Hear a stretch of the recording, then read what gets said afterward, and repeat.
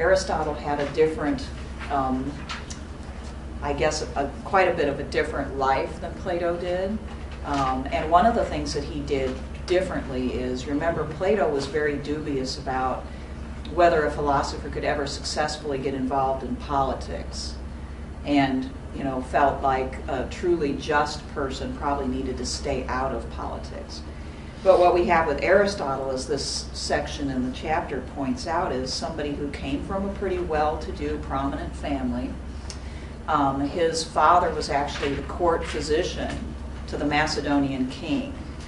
And when Alexander, later to be Alexander the Great, was growing up, Aristotle was his tutor. So he spent quite a bit of time educating Alexander the Great. When Alexander decided that he wanted to go off and become a conqueror, that education came to an end. And in the wake of Macedon's success, Aristotle's connection with Alexander made him unpopular in Athens, because Macedon dominated Athens at that point. And so he was actually thrown out of Athens. At the end of his life, he was someplace else. That's different from Plato as well, in how he reacted, or at least Socrates, we might say. Because Aristotle said, I'm leaving Athens because I don't want Athens to commit the sin that they committed against Socrates. I don't want that to happen to me. So he preferred to leave Athens. Unfortunately, he became ill shortly after moving, and so he didn't have a long life after leaving Athens. But anyway, Aristotle's life is interesting. He had this idea that a philosopher could become influential through political action. Okay? In his case, that was through hopefully influencing the great leader. Okay? Now, in actual practice, this didn't work out too well, because once Alexander got going on his career of conquest, sure, he was a highly educated man, but Aristotle's principles didn't stand in the way of Alexander's actions. So, just take a look at that, especially the beginning of that chapter when you get a chance, because it has more details about his life. And also in the chapter, in case this will be helpful to you, is a guide to the politics. Okay? So you could use this if you want to. It's got questions for each book, but it's not assigned. It's just background reading. Okay? All right. So what I want to focus on today is comparing Aristotle and Plato, whom you just got done reading, so that we can sort of center Aristotle, try to figure out what makes Aristotle unique, and that way we'll look forward to seeing some of this in the readings that we have for this section. So the first point is Plato and Aristotle would both agree that the aim for the individual is virtue or justice. Okay? So they would agree on that broad notion. Okay? And both of them would agree that this aim of virtue or justice is more important than material success. Okay? However, one thing I would say is Aristotle was not as dubious about material success as Plato. Okay? Aristotle did not see material success as necessarily leading a person to less justice. Okay? Also, for Plato, the rational person is the most just person. Okay? Keep that squarely in mind. For him, if you're a philosopher, if you really know justice because you've thought it through, then you will be a just person. So the path to justice is philosophy. Aristotle was dubious about that. Okay? Even though he was Plato's student, he learned from Plato over the course of 20 years at Plato's academy. But as time went by, his opinions began to diverge from Plato, sometimes quite a bit. And this was just one area of that. Aristotle said a smart person, a person who knows philosophy well, can still be an unjust person. More is needed than simply philosophy to make one just. And so Aristotle emphasized habituation. So the laws, the education that people receive is very important, because it creates habits in them from an early age on to justice. Okay? So Aristotle, for instance, would approve of schools' attempts to get students to participate as best they can politically as citizens and as volunteers, because every time people do that, it orients their soul, so to speak, towards the common good and away from their individual self-interest. So action for Aristotle is more important, and maybe just as important as thought. To do is just as important as to think. Okay? And it is possible to become just, as I say, from the outside in, from doing these actions, and slowly over time those actions take root in the person's soul and character. And they are able to not just understand what justice is, but to be good. Okay? And don't worry about taking down all of these notes. I should have said that earlier, because these are posted. Okay? So there's a lot of words on these pages. So. All right. So Aristotle emphasizes the life of action, and this has implications for other areas of his thought as well. Okay? Because he's much more likely to admire, to promote the life of politics, of political action. As I said, Socrates and Plato were dubious about whether a person could get involved as a citizen politically and remain morally pure, and he also thought they were likely to get persecuted. Okay? So Aristotle might disapprove of the idea that a virtuous philosopher can avoid injustice by staying away from politics. It's not good to stay away from politics in his view. Now, he would have to agree that sometimes when a philosopher gets involved in politics, they can get persecuted, because he understands that from the history of what happened to Socrates. But nevertheless, he promotes the idea that political action is good. And here's another difference. Aristotle may even think, we see evidence for this, that enlightened self-interest is a good enough motivation for leaders to be good. Okay? The best motivation is still justice. But for Aristotle, realism creeps in, you might say. And some of his arguments revolve around whether good leadership benefits the leader, okay? To where that if that leader's making good laws and making good decisions, the benefit comes back to him. And that's an appeal to self-interest. Okay? So, I mean, one big difference between Plato and Aristotle, people say Aristotle is more practical. If he's willing to sort of get off of the philosophy is the only path to justice, self-interest should never enter in, he's more practical. Okay?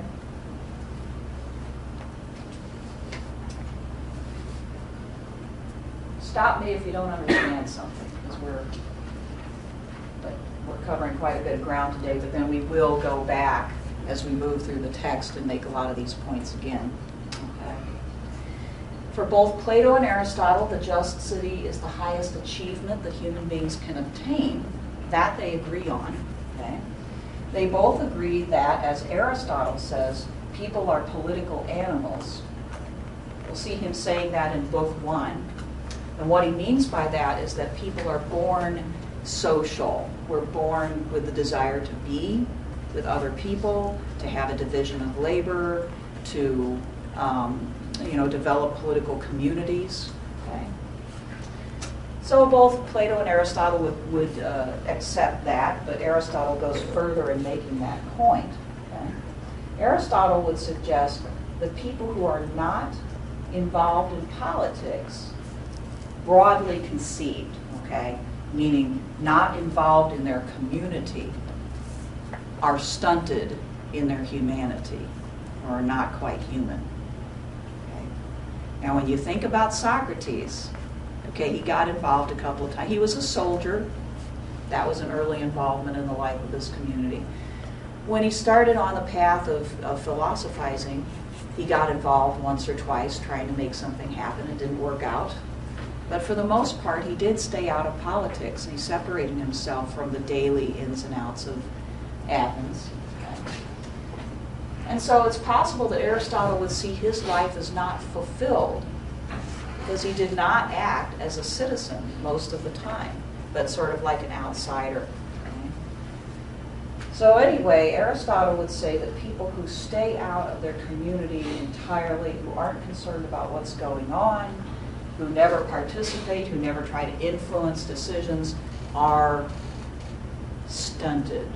They're not quite fully human, and they can't be fully satisfied without doing that because it's really part of their nature.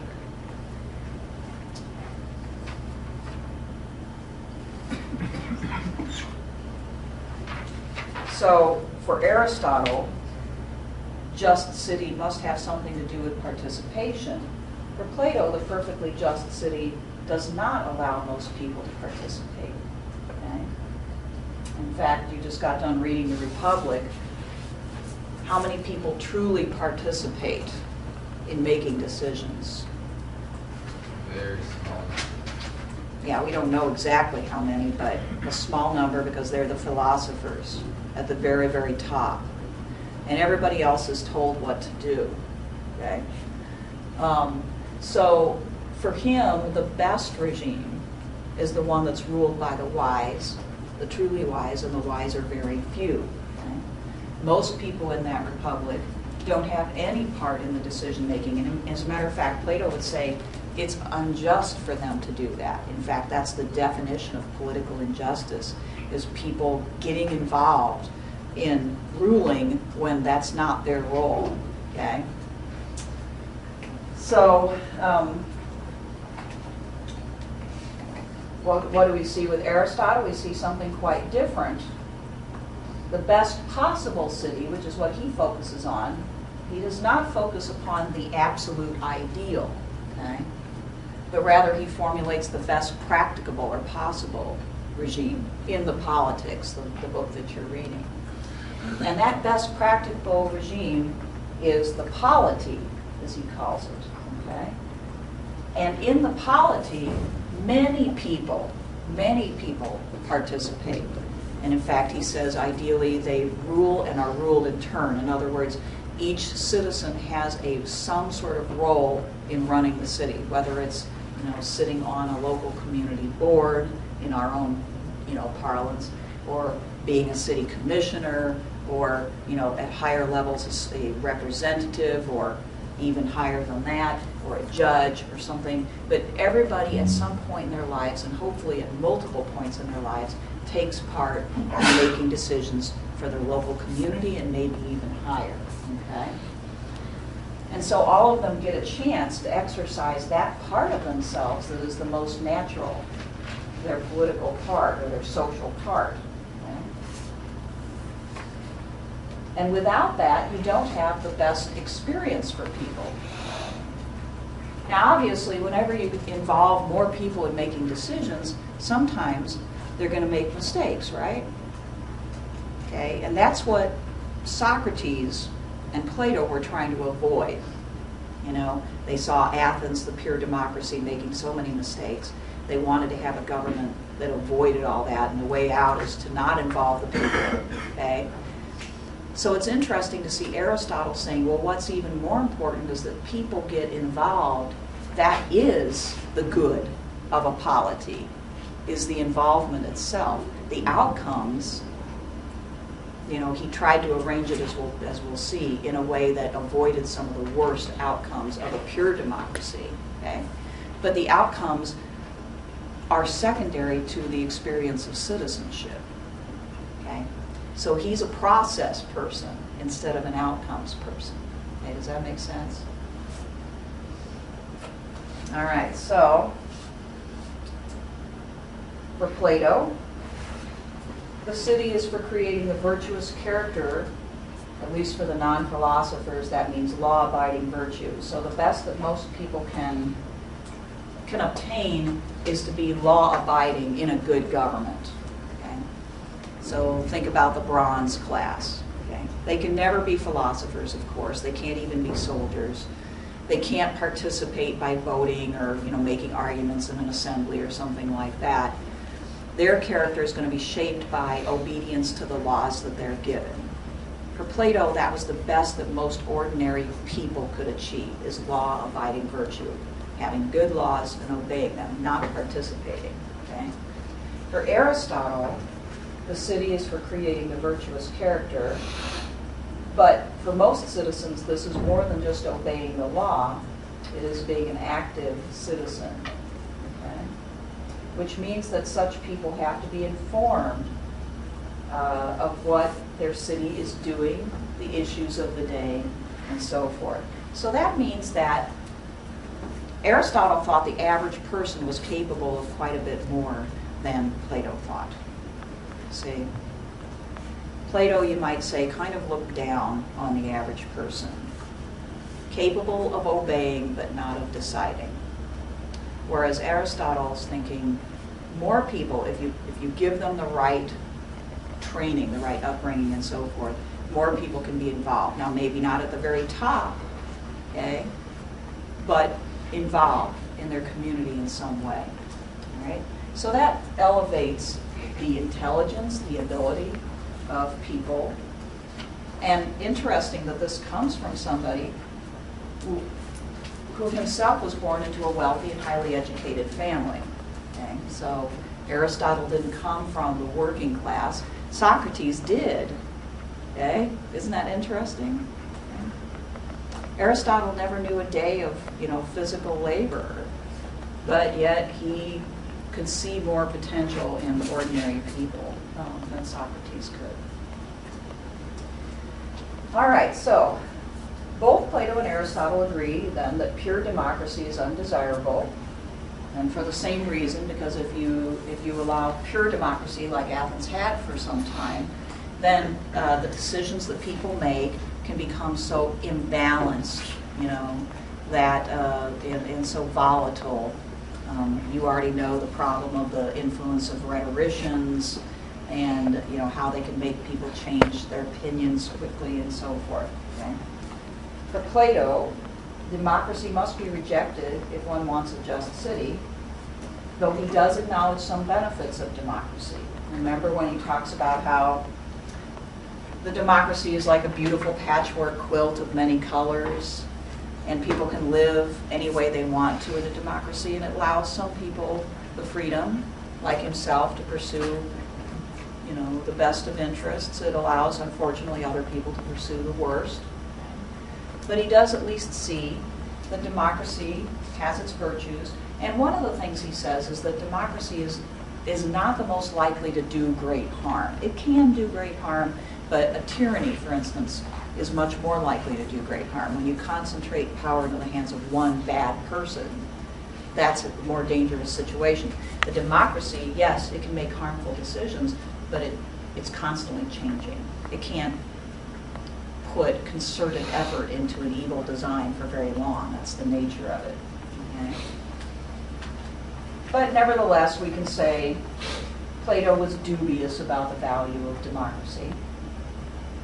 For Aristotle, democracy, if it's pure, is not desirable, but because of his emphasis on the value of participation, what he does is he thinks up a modification of democracy.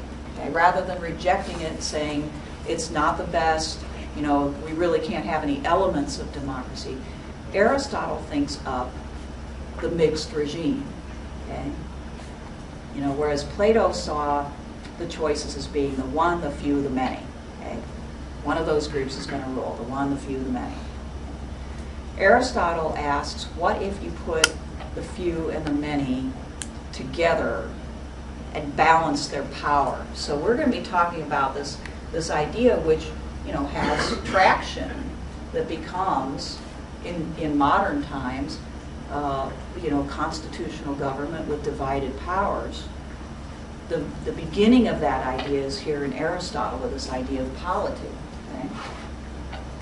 Aristotle said the biggest problem that democracies have is that they have a very few rich people and many who are poor. And that's why democracies oftentimes turn into a worse form of government, either a tyranny or an oligarchy. Okay? But what if you could create a constitution that balanced the power, creating one institution that represented the few, okay, the wealthy. And then, is that your phone? Yeah. Okay, that's interesting. Mine's got the 24 ringtone. And so he balanced the power of the few in one house with the power of the many in an assembly. Okay? And then basically create a constitution that doesn't allow anything to get done unless those two parties can compromise and agree. Okay? Which tempers the power of both. Now, Aristotle went on to further say this probably won't work unless you don't have a lot of people who are abjectly poor, but you have a large middle class. Okay? So the people actually have a stake in, a financial stake in the future of their country. If you have people who are extremely poor and you give them political power, most likely they will just use it to try to take away the wealth from the few. And this will create, revolution. This will create actual outright conflict. So he also envisioned the existence of a middle class, a group that hopefully would get bigger and bigger with the right kind of government in a society that would not be rich but would not be poor, which would own property and would therefore have an interest, a real, tangible interest in the future and quality of the country. Okay? Does that make sense? All right. In his time, that didn't exist for the most part. Okay? There was no middle class, or not much of one, not enough for it to have political power. So this was something that he thought of. And so he injects the issue of economics very strongly into his political thought. Okay? So, with that change, Aristotle actually advocates a democratic form of government. All right. So far, so good? Any questions? Okay. Again, we're just sort of reviewing some of these major ideas and contrasting them with Plato's, because then as you read, you'll be able to recognize them better. Both Plato and Aristotle agree that oligarchy and tyranny are unjust forms of government. Remember, oligarchy is ruled by the wealthy for their own interests. Okay? For Plato, this is because they emphasize the self-interest of the few or many who are ruling. Okay? And any time that a government is run on self-interest, okay, it is wrong in his view. Okay? Because the people who are involved are thinking just of themselves and they're not able to think about the common good. All right? Aristotle would agree that these forms of government are unjust, but he has a different reason why, and it's because they exclude others from participation. So he's not as big on attacking self-interest. He doesn't say, self-interest is always bad, and these people are bad because they don't think of anybody but themselves. But rather he says these types of government are not as good because they don't allow others to participate who also have their own self-interest in mind. Okay? If the more people that you have participate, the less any one type of self-interest will come to dominate. Mm-hmm. Did Plato address the fact that in democracy people are still emphasizing their self-interest? Yes, Plato did. In his view, this was a big problem with democracy, is that politicians appealed to people's self-interest. And typically it would be class-based, because so many people were poor, so the politicians would promise them that they'd be wealthier either through a war that they proposed or some other means, maybe taxing the rich or whatever. And this would get people to agree with them, but it divided society. So that was Plato's view. Now, Aristotle doesn't think that when people become citizens in a polity, they'll lose their self-interest.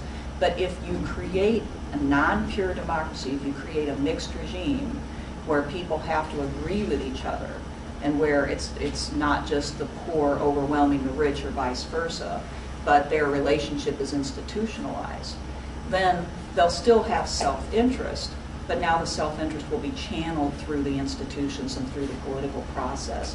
And they'll have to come to an agreement, and they'll have to think more about each other's interests than they otherwise would. See what I mean? So in order to get agreement, the people will have to, for instance, maybe realize that they can't ask or get the rich to hand over all of their property. The rich are going to have to realize that it's in their self-interest to raise up the well-being of the common people, okay? So that they can get along and so they can have peace and so forth. So there's more of a notion of mutual self-interest and rational agreement rather than the sort of condemnation of self-interest that Plato has. So Aristotle's thought is a little bit more recognizable to us because of that, because of course the American founding is based upon a similar concept of, you know, different groups will have their own self-interest, but you know, if we have a divided regime, okay, where there are different seats of power where people can be represented, okay? And also in our case, if we have a large enough country where we have many different factions and they have to actually agree to each other, with each other, or compromise in order to get anything done, this neutralizes the most vitriolic of those factions and those interests, and allows for an outcome that benefits most people most of the time. Okay? I think probably Plato would look at Aristotle's aims as too low or too compromising, accepting too much, you know, the political reality. But Aristotle's genius is that he's trying to come up with something that will actually work in real life. He's not content to just be a philosopher who puts out ideals and criticizes, okay? But he wants to be a philosopher who changes, you know, the political future. All right, so we actually find Aristotle, unlike Plato, giving advice for maintaining any type of regime, accepting that sometimes you may have an oligarchy or even a tyranny, and that those can be better or worse too, okay? And so they can benefit from his advice. Now, some people don't know how exactly to take this, you know, when he starts to give advice to a tyrant. But his advice to the tyrant sounds an awful lot like Machiavelli's advice to the prince. And if the tyrant took Aristotle's advice, he'd be more like a king and less like a tyrant. So it's interesting how practical he gets and how much he's willing to accept or talk about. So, for instance, Arnhart deals with this issue in question 5. He asks, you know, why does Aristotle give advice to tyrants? Okay? And he says, Aristotle says first that tyrants must be vicious to preserve their power. So this is the first part of Aristotle's argument. This is what you do if you want to preserve your power as a tyrant. Okay? Make sure your people are poor. Make war to occupy their time and their passions so they won't criticize you and they'll feel under threat. Tax them, take away their power, and watch their friends carefully, which means any allies that they might have that might end up coming to overturn you. However, then Aristotle goes on to give more practical advice about how to maintain your tyranny. Okay? And these are the types of advice that he gives there. Pretend concern for the public, which when you think about it is about the same thing as actually having concern for the public. Okay? Taxing responsibly. Appearing to be a great soldier, which would mean not being simply a slaughterer, but somebody who makes war for the right reasons. Appearing to be pious, not harming women and children, etc. Okay? So it would seem in the end that Aristotle is saying, you know, if you're a tyrant and you want to maintain your power, you do have to think about the well-being of people. Their well-being and yours are tied together, and that's very similar to Machiavelli's advice. Now, is tyranny his favorite form of government? No. But he's willing to accept that any form of government, and here's the point, any form of government can be improved through the use of reason, through the use of his advice. All right. Now here's a subject we'll probably get to this week. on women. Plato and Aristotle would both agree that women are on average inferior to men in most things. Okay? We remember Socrates reading in the Republic, his reasoning was that if you look, you'll find that men as a group, in his view, are superior to women in almost all things, or in some readings, everything. Okay? But yet women have a similar nature to men in the sense that they have reason and they can excel in a variety of pursuits. And there will always be some women who will be better than some men in almost everything. And that's the reasoning that he uses to get women into the top two classes of the Republic. Okay?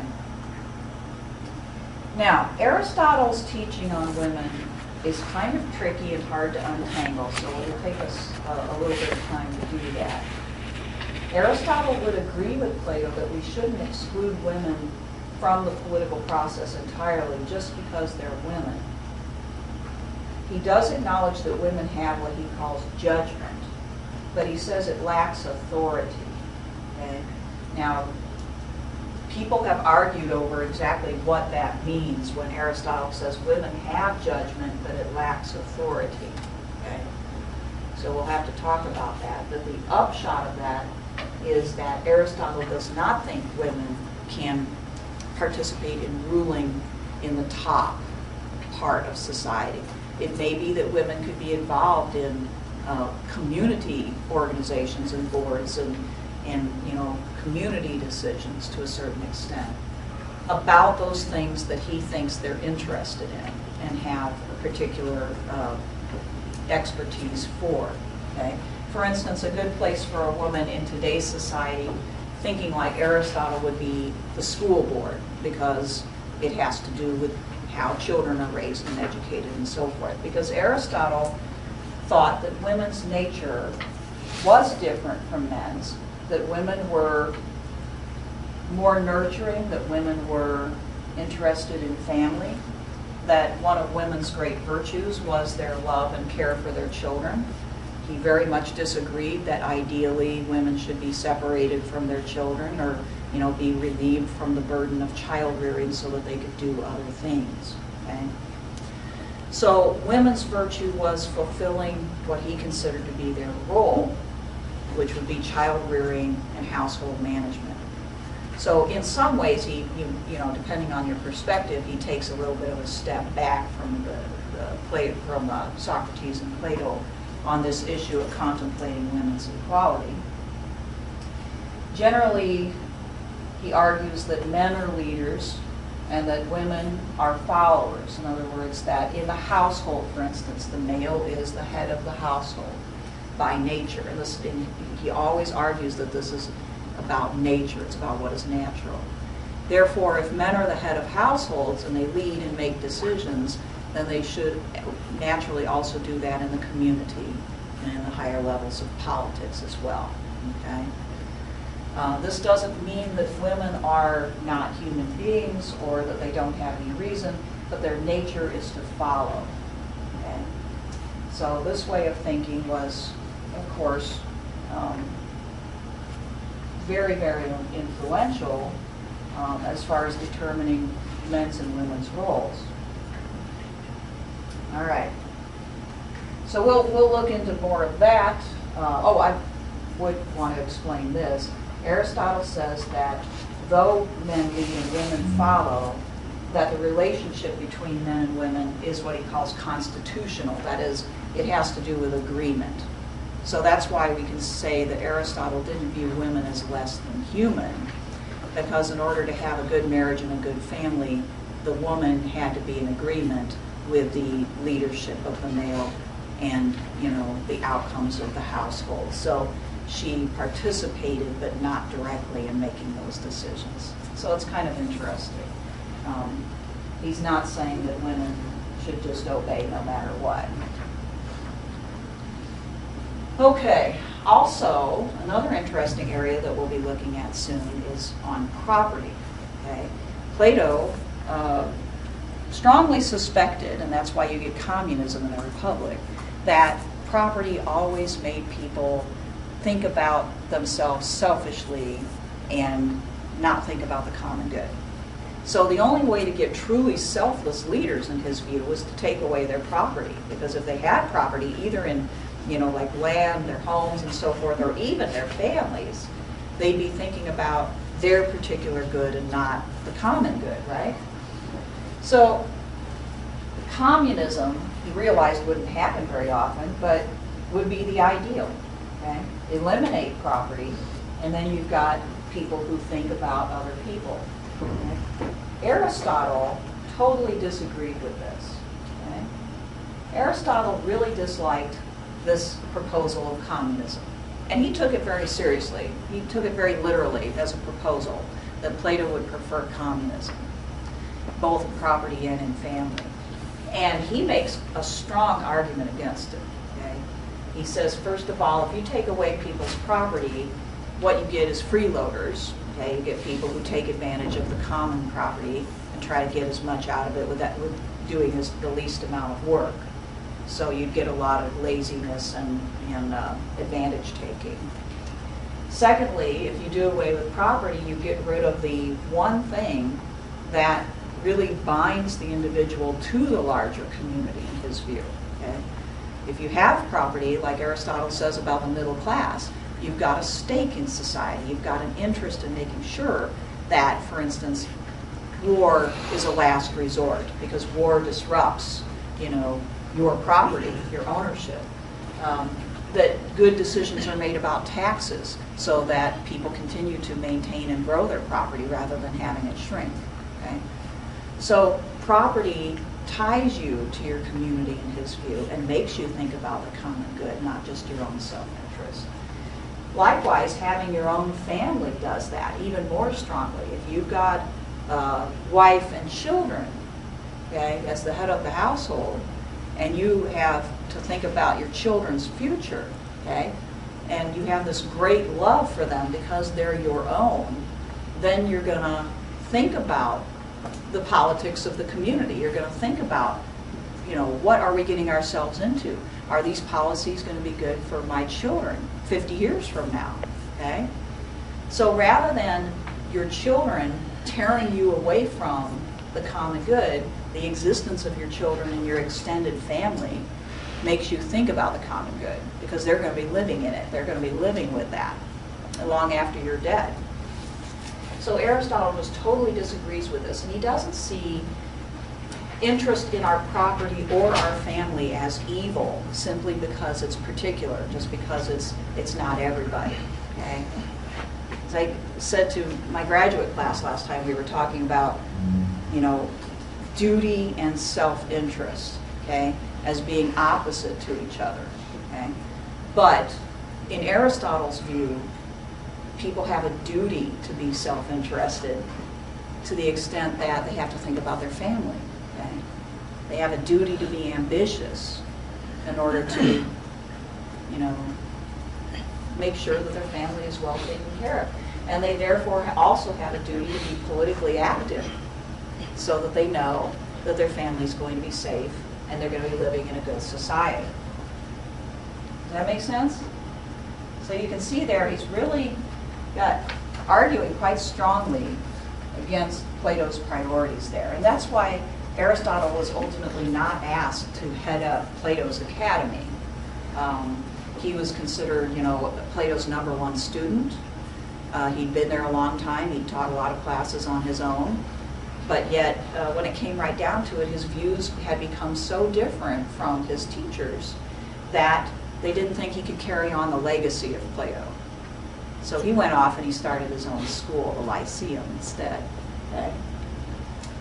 On slavery, we have quite a difference here. You may recall, it's a little bit of a stretch, I guess, because in Plato's Republic we don't have a lot of direct discussion of slavery, but we do know that Plato did not approve of the quest for spoils, whether it was money or people. He didn't approve of empire, okay, because it tore people away from what he considered to be good values and got them involved in greed and power and self-interest and so forth. Okay?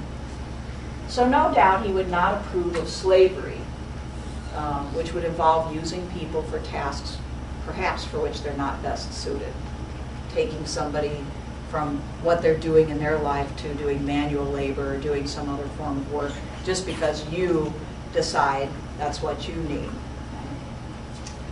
All right, so Plato does not have any concept of natural slaves, those best suited for slavery because of his focus on the welfare of Greeks. But Aristotle does. He has, and this is also very, it's kind of like his teaching on women. Arnhart will try to untangle this, and we'll have to do so too. But Aristotle, again, more practical for his times, okay, has this notion of natural slavery versus conventional slavery. He tries to make a distinction, which may or may not hold up, but he criticizes most slavery, which he calls conventional slavery, because it does take people who are able to do more and treats them as less than full human beings, okay? Basically telling people who would otherwise be citizens if he had his way that they're basically tools for other people to use, and that's an injustice. But he does approve of what he calls natural slavery, in which those who cannot govern themselves are governed in a mutually beneficial and voluntary agreement. Okay? Now that is an idea that is dangerous, I'm sure you can see, because it's all a matter of perspective as to whether a person can govern themselves. Okay? In African slavery, the argument was used quite a bit that the Africans could not govern themselves. And therefore they needed to have governors and they needed to have missionaries to save their souls too. Okay? And so it's a matter of opinion what Aristotle means by this, but I hope that you can see it's a dangerous idea because of interpretation. But he argues that there are people who truly are not capable of governing themselves, and it is these people alone who should follow orders and not make decisions on their own. Okay?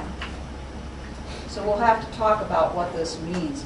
There were people, by the way, in the Middle Ages who used Aristotle's argument to justify slavery, to say, well, you know, there are these natural slaves out there, and you know, in their case, Christians had a duty to kind of take care of them and to make them useful. And then there were other people from the same time period who argued, no, Aristotle's reasoning makes most slavery unjust. Aristotle's argument, in other words, is ambiguous enough that it can be used and was used both to support slavery and to condemn slavery. So Arnhart talks about that as well in the context, I believe, if I recall right, of the conquest of South America by the Spaniards. There were people on both sides of this issue, and both used Aristotle to try to justify their point as to whether Christians ought to use these people any way they wanted to, or should leave them alone and not enslave them. So, all right, so those are some of the issues. So hopefully you've gotten a taste for the difference between Plato and Aristotle. And between the two of them, you get a whole lot of the influence that comes down to, you know, modern times as far as the history of Western political thought. These two different perspectives.